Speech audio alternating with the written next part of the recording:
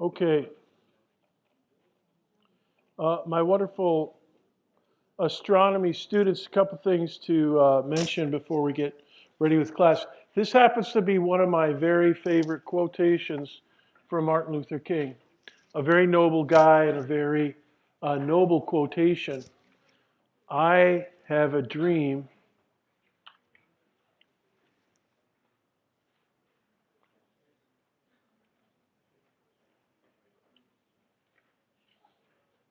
but I don't have everyone's attention.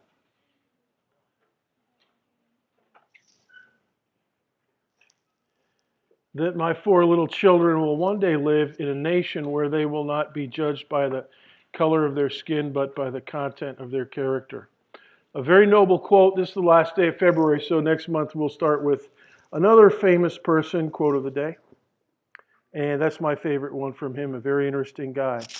Second thing to mention to you is that it looks like the observatory session tonight is green, from what I just was told by Anton.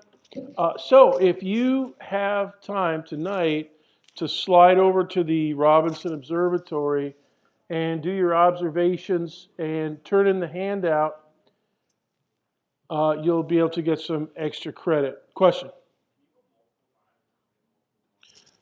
The question was, can you go multiple times and get multiple bindles of 10 points? And the answer to that is YES. Yes. And the reason I do that is because the more you're out there observing, the more you're going to learn. In one night out there, you're going to learn a ton more than listen to me blabbing for a week. I mean, I try to be humble about it, and you just, looking through a scope, there's no replacement for it. So I want you out there as much as I can. Question in the back over here? Somebody had a question? Yeah, good. That's it. I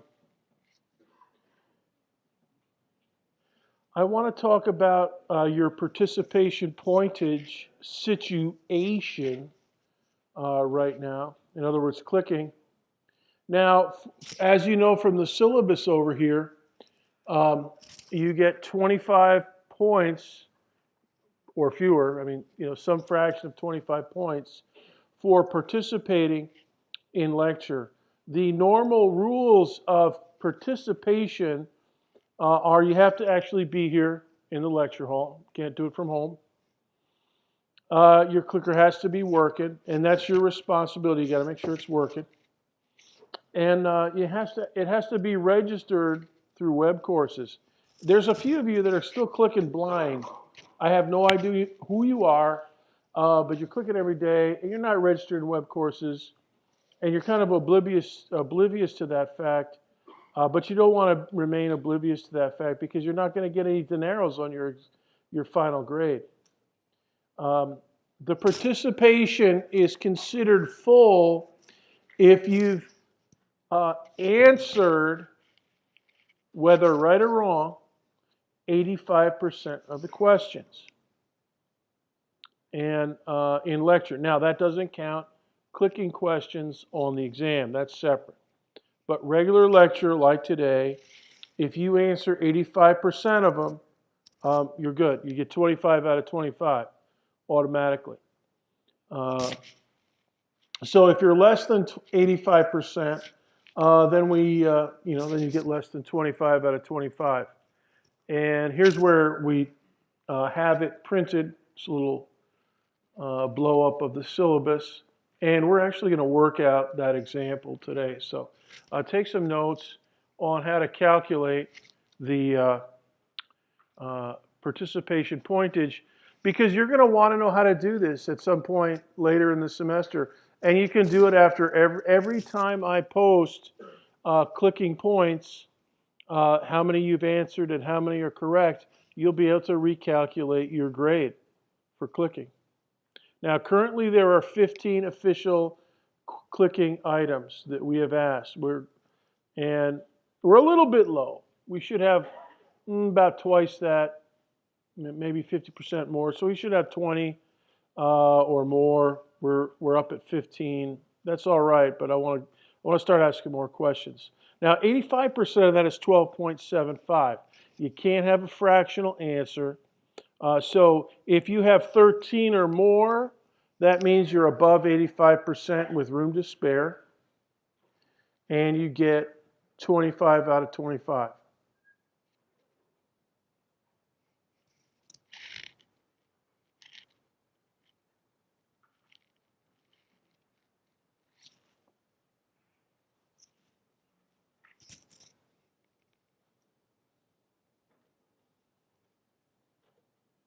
Dude, if you ever want to come and ask me about how to get your clicker points, you want me to answer it now? Tell you now? Yeah, I'm looking at you. Yeah, you were just looking at your phone. You weren't paying attention a damn thing to what I was saying. Yeah, man, I was watching you for 5 minutes. All right? So listen up, and then you won't. Yeah, I'm talking to you, not the guy in the hat with the white T-shirt, not the guy in the black baseball hat with the green shirt. You. I know you were. It's. Everybody always asks me about how to do this, and yeah, I haven't started the session yet. All right. So look, listen, pay attention, and then you won't have to ask me. Hey, Dr. B, how do I get my clicker points and stuff? Learn it now, and you'll be squared away. All right. We're going over an example. So don't burn my grits over here. All right, now if you have 13 or if you have fewer than 13, then you got to work it out proportionally. Now we're going to work out an example where somebody, John Q. student, is below that. So this is your basic proportion. Go ahead and write this down. This is the proportion that you've got to solve. This is your participation percentage up here, which you can always calculate if you look on the grades page. All right, I'll show you in our example, John Q. student. Let's say that John Q. student has answered 9 out of 15 of the questions. All right, now that's from lecture 5 all the way up to lecture 12. Now we didn't have any we didn't have any clicker questions last time, but we did on lecture 12 last Thursday, and we'll be having more, of course, the rest of the semester. Now 9 out of 15 is 0.600, 60%. So that's his participation percentage, all right? And that's what goes in the numerator up here, in this proportion, in the numerator on the left side. And go ahead and jot it in, just like that. Okay, this is for John Q. student. And, you're going to want to do this as we get closer to the end of the semester, because those 25 points are going to feel mighty nice when you got them in your pocket going into the final. And you really want to know what your pointage is. Now this is JQS points here, the numerator on the right side of the proportion. That's what goes in the grade book for you, or for John Q. student, I should say. So this is putting his percentage in, 60%, and putting it in the proportion. And then you divide that by 0.85. Now the reason that we do this, and you can take a look at this, this is 85%. 85% is to full 25 out of 25, as 60% is to his pointage out of 25. All right, so that's what we're trying to figure out. Now if you want to solve a proportion like this, all you got to do is cross multiply. So make a note. Cross multiply, and that's basically going like this: 25 from the denominator on the right over to multiplying the fraction on the left, and then you calculate that out, and that'll give you a number of points. And I want you to take your clicker out because we got a clicker question. Oh gosh, let me pause the podcast for a second. We do need the clicker here. Let's continue the podcast. Okay, so let's calculate John Q's pointage. Here's let's just go through this again. Here's his, here's the proportion, and here's the actual data for him. So he's kind of a slacker, but 85% is all you have to do to get a full pointage. All right, so here's your data, and we're going to calculate JQS points over there. All right, so let's do that. And this is going to be a numeric question. So please type in the answer to the nearest 0.1 points, if you please. So take a minute to do that.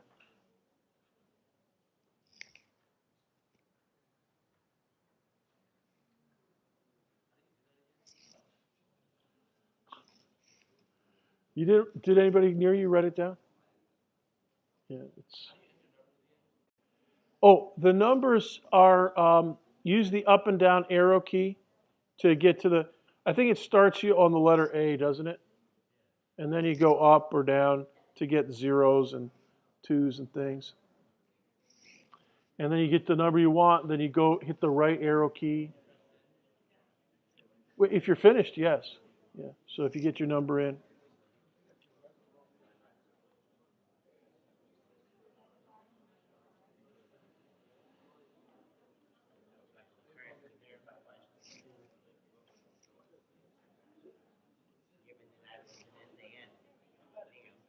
Yeah. Well, this is a calculation that only concerns lecture stuff, so not exams.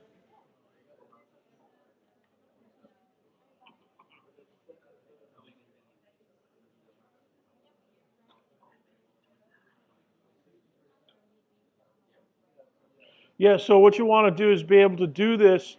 And if you feel like a orange t-shirt man, did you figure it out? Okay. Yeah, you want to be able to either do this or do it for a friend a couple times between now and the end of the semester. But theoretically, every time I upload a new set of data, you can recalculate. Okay, 30 seconds. Orange t-shirt man. What's your first name? Billy. And last name? How do you spell it? Faldoodle. D. Okay. All right, good. Good. What kind of name is that? Sweet. Excellent. You know, there's two kinds of people in the world. There's Italians, and then there's people who wish they were. And I'm in the second category, unfortunately. I grew up in an Italian neighborhood up in New Jersey, so it's, yeah.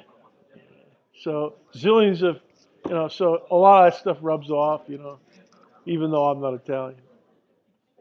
Okay, 10 seconds. 10, 9, 8, 7, 6, 5, 4, 3, 2, 1.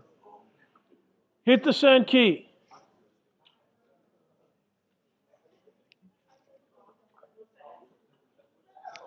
You press the off key. Nice going.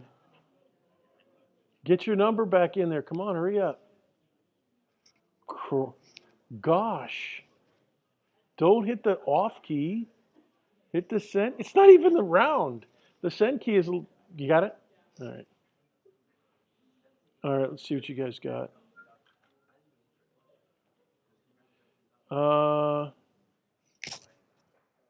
Yeah, I heard somebody say, yeah, he rounds things up. That is correct. Let's see what whoa. What? 17 points. Uh-oh. Somebody put 17.4. That's a little bit off. 17.7. 18. Oh, you know what? Whoa, look at that one. 176. Decimal point. Anyways, I'm going to give everybody points on this. So don't.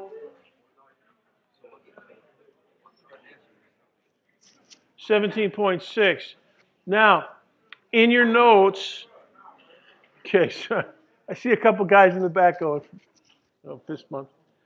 All right, so one last thing about this, just to remind you, I always round up.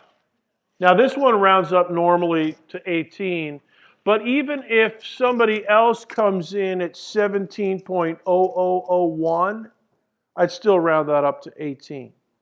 All right, and that's to give you guys, not the benefit of the doubt, but the benefit of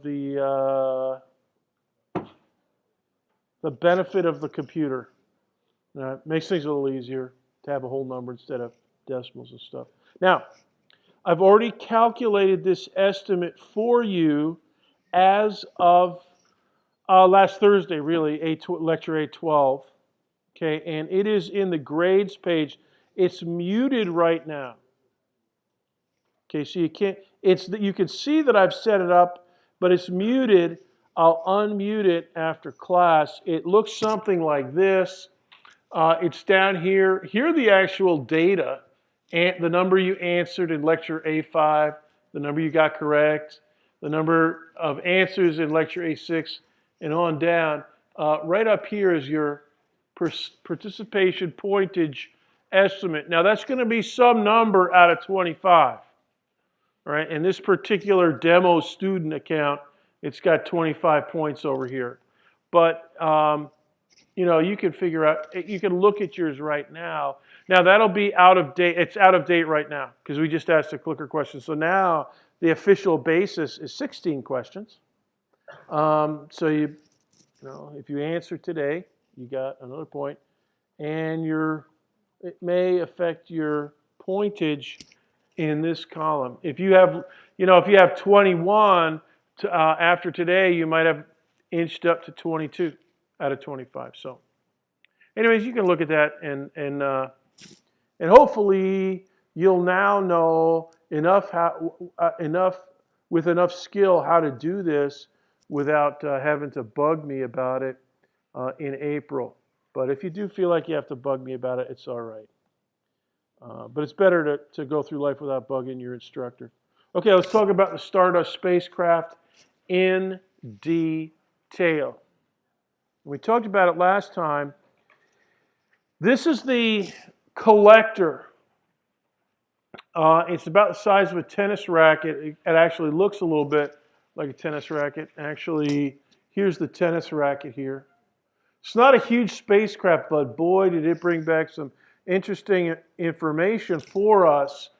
And you've got some extra readings on the extra readings page in web courses.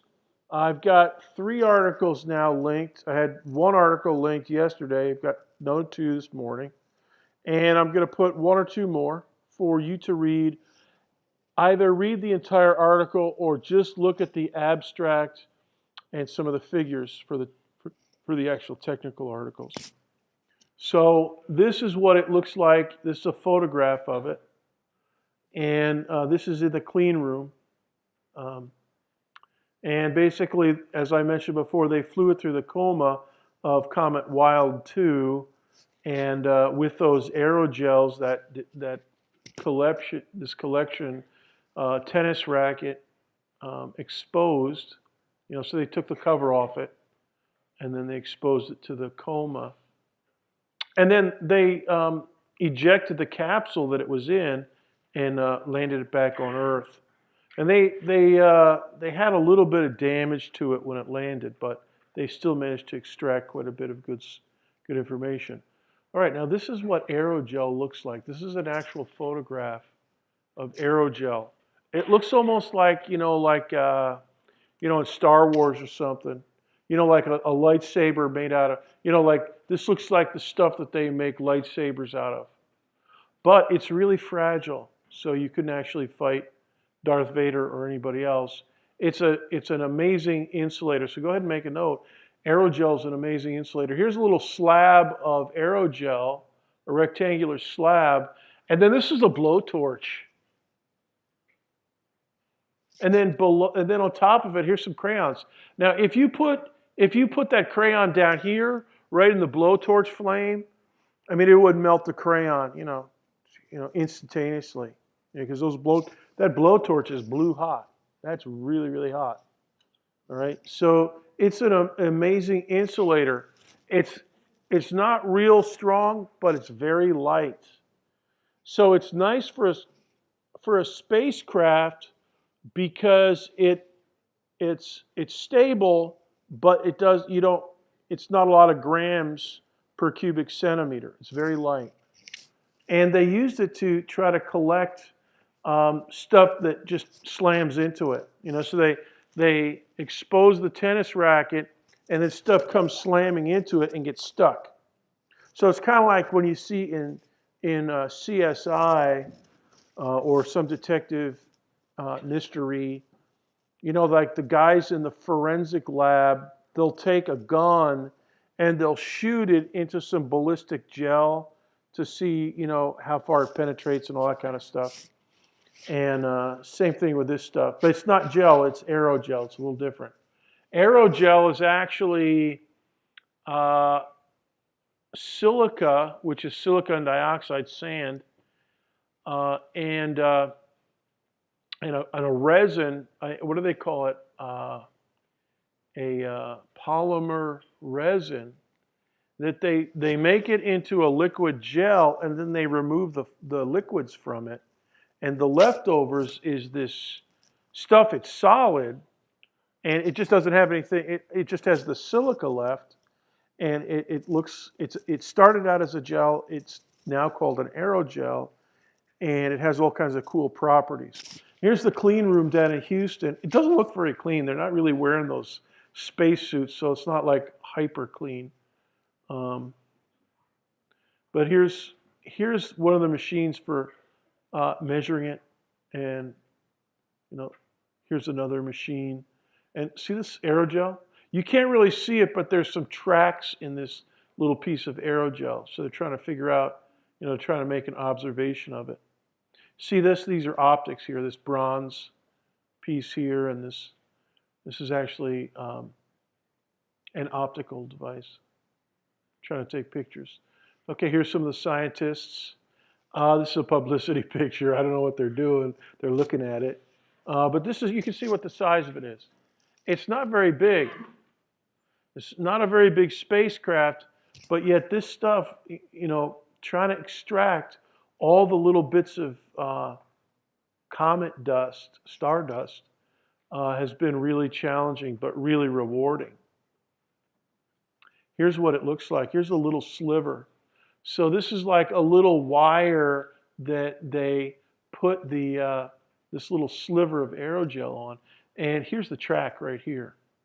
All right, so analyzing that track, what they do, they can actually do CSI methods and look at the spectra of every part of this track, and they'll see the spectra of different elements, like calcium, and they'll see the spectrum of iron, and then they analyze that and figure out, and then they go down, and right down about here is where the actual dust particle is. So this thing's going in, here's where it comes in.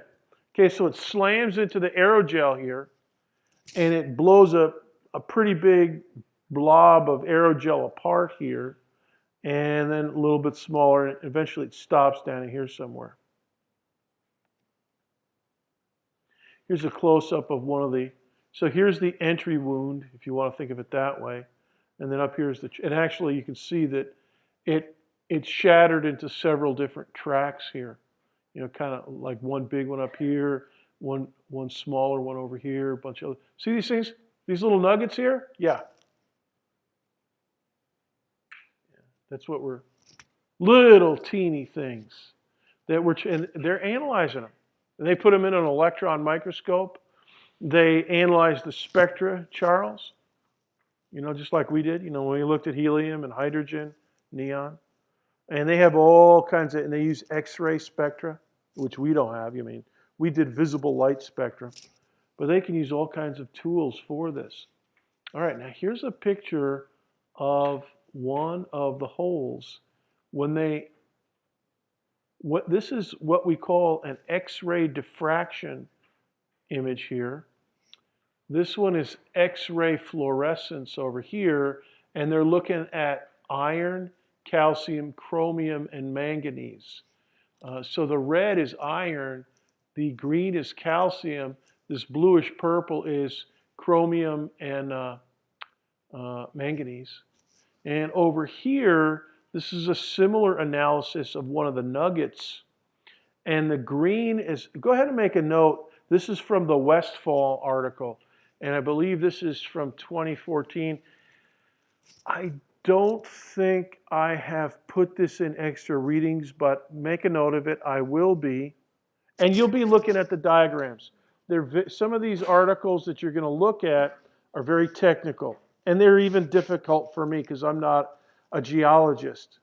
Although my first love, scientifically speaking, was geology. But I still read them. And for us, just looking at the abstract and the figures is going to be very valuable, including this one. Now, make a note of it. This is from the Westfall article, Westfall et al., from the Journal of Science. The green pixels here are the mineral olivine, O-L-I-V-I-N-E. Very, very, very, very common on our planet. And in the coma of Wild 2. What? Yeah, it's a silicate mineral. Olivine is a greenish mineral that is all over the place here on Earth. Now, limestone, we don't have much of a bedrock here in Florida. I mean, it's limestone everywhere. And limestone is not the same as olivine. Olivine is from igneous and metamorphic rocks. Limestone is a sedimentary rock, so it's not going to have much olivine in it, maybe a little bit. Spinel, that's a reddish mineral, and if you get a big enough chunk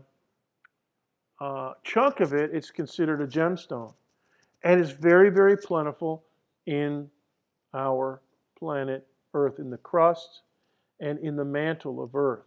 There are depths where everything is olivine and spinel. And they figured out, it's amazing, they figured out so many properties of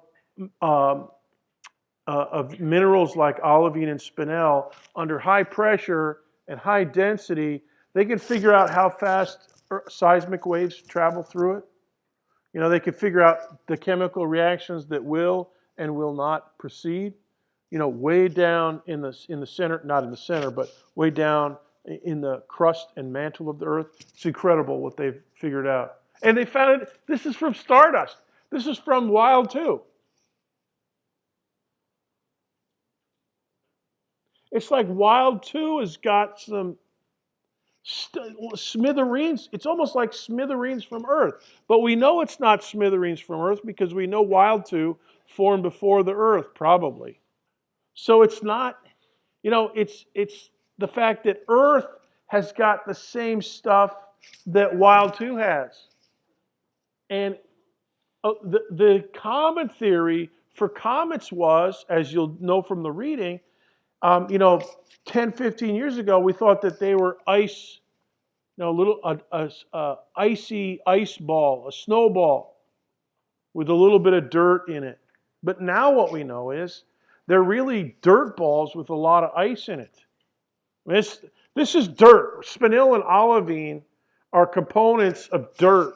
I mean, if you have a rock that erodes down with water and wind and sun and everything, people tromping all over it, it becomes soil, and you're going to see a lot of it, not here in Florida, but in other parts of the planet, you're going to see a lot of olivine and spinel in the soil there. Okay, so that's from Westfall et al. Now this is from, I forgot to write down, this is from McKeegan et al. Now McKeegan this is from 2006. Let me spell that for you. He's the lead author, and it's an Irish name, so capital MC, capital Keegan, McKeegan. McKeegan et al. And hey, this is SMOW, standard mean ocean water. Yeah. This is why I'm a maniac about isotopes, because of McKeegan. The McKeegan article is probably the most important article we'll read that you're going to look at all semester. All right? And this is one of the diagrams from it.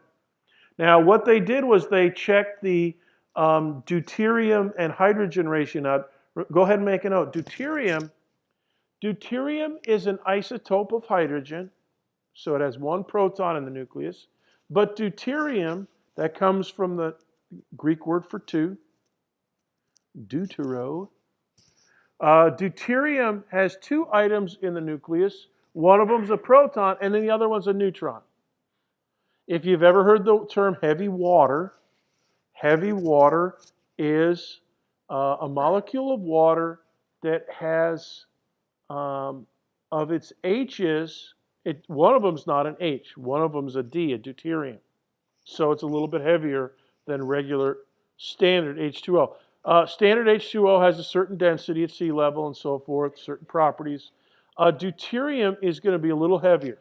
Excuse me, heavy water with deuterium in it, either one or two, is going to be heavier than regular water. Now, I just hydrated up over lunchtime. You know, I get out of my morning lecture at noon, approximately. I eat lunch up in the faculty center on the second floor of this building, and I hydrate up. So I have a cup of coffee and a bottle of water along with my lunch. And this is true for you as well. Every time you drink some water, you know, like a bottle of water to hydrate up after working out, you're drinking some deuterium, a little bit. You know, most of the hydrogen in there is just regular old proton and electron, but there's a sizable amount, a measurable amount, small but measurable, of deuterium. And that's what they've measured for the Stardust sample, one of the things that they've measured. Okay, so they found hydrogen and stuff, and they also found some deuterium. Now, this gray band here, you'll be able to look at this in the McKeegan article, this shows you approximately where terrestrial ratios are for the hydrogen and deuterium that we find on Earth. Now, right here at exactly 1, that's SMOW. Okay, so standard mean ocean water, the ratios are exactly 1. Now, it shows you that here on Earth, let's see, this is a 10th, 0.2, 0.3, 0.4, 5, 6, 7, 8. So it shows you that the ratio of relative to SMOW on Earth is a little bit depleted of deuterium. So of all the things in our planet, terrestrial, that have hydrogen in it, it's about the same as SMOW, maybe a little bit depleted. So it goes down to about 0.8 here. All right, now way out here, whoa, right here you've got 10 times the deuterium of SMOW. So it's enriched. And here you've got 100 times. Now we've observed interstellar molecules, some comets. Okay, here's H2O from comets. Up here, meteorites. And up here are the Stardust samples, all these ones littered T. Okay? And so you can see that the Stardust, it's a little bit like Earth. You know, some of the samples are like Earth, and some of them are a little bit enriched compared to Earth. But there's nothing over here to the left. Well, except for this one, I guess. All right? And this line here is what they call protosolar H2. That's molecular hydrogen. So molecular hydrogen is expected, you know, like out in space. You know, so all the nebulas that you can see, you know, and you look at the beautiful Hubble Space Telescope pictures in Astronomy Picture of the Day, a lot of times you're looking at molecular hydrogen clouds that emit certain wavelengths of light. That's all going to be depleted. It's relatively sparse, S-P-A-R-S-E, relative to standard mean ocean water.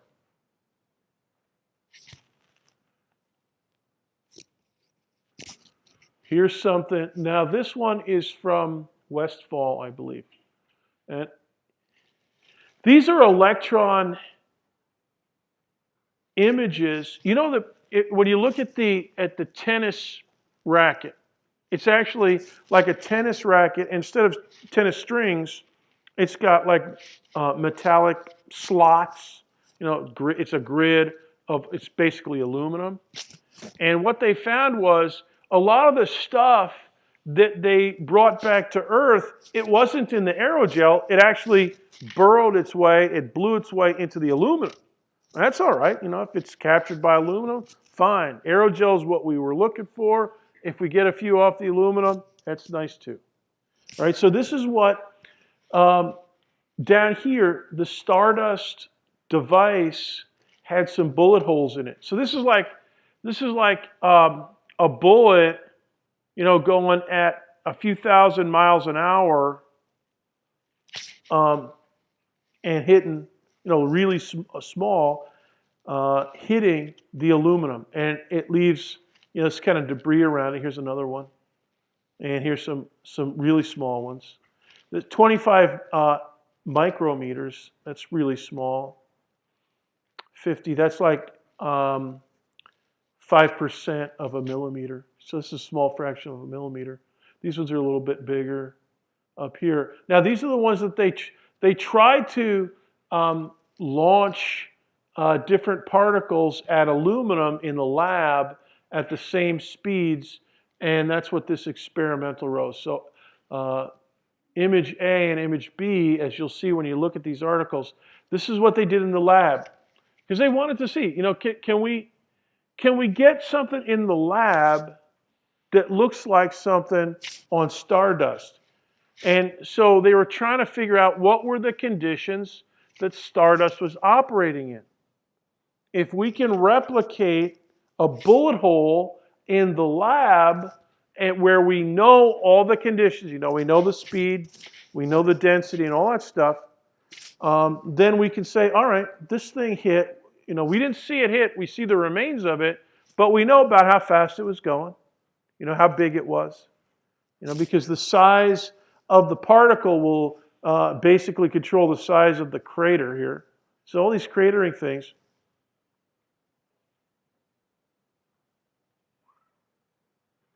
And they're incredibly small. Now, here's probably, this is figure 3. Go ahead and make a note. McKeegan, figure 3. McKeegan, figure 3. There it is up there. McKeegan et al. Figure 3. This is from 2006. All right, so here's one of the bullet holes. All right, this is in the aluminum. So this is in the frame that's holding the aerogel. All right, so the aerogel didn't get this one. All right. And they're looking at this stuff, and here's a little nugget down here. So this is, okay, 100 micrometers, that's what this says. That's 1/10 of a millimeter. So you could probably see this hole to your naked eye. It'd be like, I don't know, that's 100, so this is maybe, this whole thing is maybe, it'd look like about maybe half a millimeter, or maybe a little bit less than a millimeter. And you can see a millimeter is about as thin as your fingernail, right? So if you can, you know, look at your fingernail, you could probably look at this, all right? But then down here, this little, see this little nugget? Here it is, right here. Oops, I clicked it. Right, this little nugget right here, that's this one here, right? Residue, right? So this thing blew into it kind of at an angle. It didn't go straight in. That's all right. It blew in, and here's this little nugget of debris here. All right, that's very nice. So they're looking at all this, and they're doing X-ray fluorescence, which is what they do with X-ray. Go ahead and write that down. X-ray fluorescence. X-rays, and then fluorescence.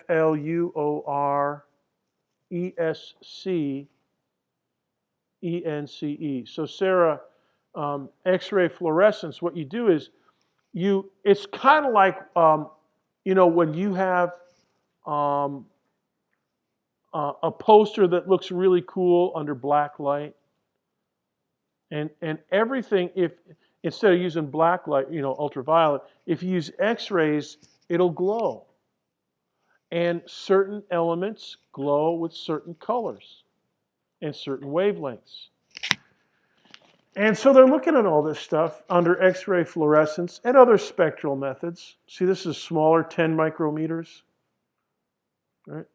And what they notice is right in here, in this little you wouldn't be able to see this. This grain, this little nugget here, you wouldn't see that. You'd see this hole maybe, if you have your good glasses on, your contact lenses. But you wouldn't see this little thing. So here's a blow up of it. And you wouldn't see this at all. Forget about it. But they saw it. McKeegan et al. There's about 24 guys that are co-authors of this paper. That's fantastic. I'm starting to get excited. Oh. Man, oh man, this is... So that these guys are looking at this thing. It's from another... I don't even want to tell you where it's from. But I'm gonna. There it is. There's that little thing that they found. All right? Here it is. Now this is the oxygen isotope chart. So oxygen 18 down here, oxygen 17 on the vertical. Here it is, this little square.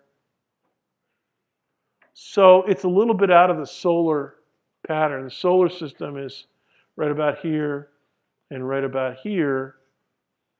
And you know, most of the stuff, most of these gray dots were near the solar system line, the solar system fractionation line, except for this guy. Now look at this.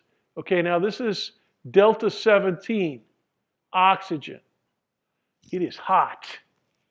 It is red. Everything else is cold, you know. But this thing, it's not radioactive. But I guarantee you, when they analyzed this little speck and they saw how hot it was, look at that.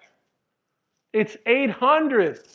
It's delta 17 oxygen is 800. It's extremely enriched compared to standard mean ocean water. It is HOT. And here's what they said in the article. This isotopic composition, this guy right here, is typical for pre-solar oxide and silicate grains. Okay? Silicate, olivine is a silicate mineral. Spinel is a silicate mineral. In other words, it's got silicon and oxygen in it. You know, a bunch of other stuff. It's typical for pre-solar oxide and silicate grains belonging to group 1. Group 1, what is that? Group 1, go ahead and make a side note here. Group 1 is a group of meteorites, you know, some from Northwest Africa, some from different places, that they have found stuff just like this. They found this stuff in meteorites, a few meteorites that have fallen to Earth. And so they've been studying this kind of really hot delta 17 oxygen material, I don't know, 20 years maybe. So they've been thinking about it and trying to figure out, where does it originate? Look at this. It's thought to originate in red giant or asymptotic giant branch stars.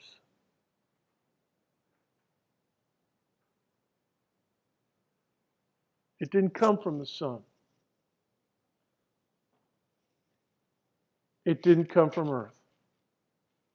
This little thing up here. It came from a red giant star. Who knows how many thousand light years away from us. It blew off the surface of that red giant star. Out of the solar system of that red giant star. And by God, it found its way to our solar system and then into the coma of Wild 2 and then into this bullet hole and we brought it back to Earth. Oh my goodness. That is why we are going to study next week the stars. We're going to start with the sun and study it for a little bit. And then we're going to go try and get this. What is this red giant stuff? We're right about to launch on that. So Tuesday, we're going to look at that. Homework this weekend, ginormulous. Readings, and make a note of this. You're going to have 2 homeworks this weekend. One of them's going to be in ma.com. One of them's going to be a little mini quiz in web courses related to the reading. Be ready for it by lunchtime tomorrow. You're dismissed. A red giant star, baby. I'll tell you what. Every time I tell my dad, I say,